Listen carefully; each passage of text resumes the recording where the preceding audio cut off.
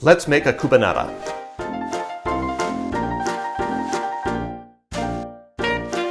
To make this drink, I'm going to start with the white rum. 2 ounces of white rum is 60 milliliters.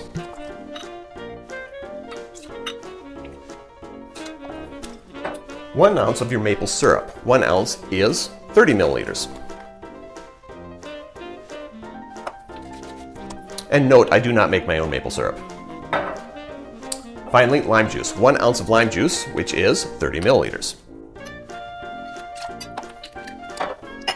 Add your ice and give it a shake. Official glass is a coupe. I'm using an Ancestral Anderson coupe. Oh, double strain. I'm going to double strain too. So I like this one better double strain.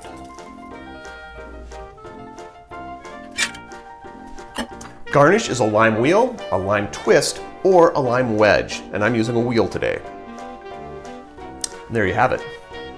A Cubanada, not a maple daiquiri. Drink with good spirits.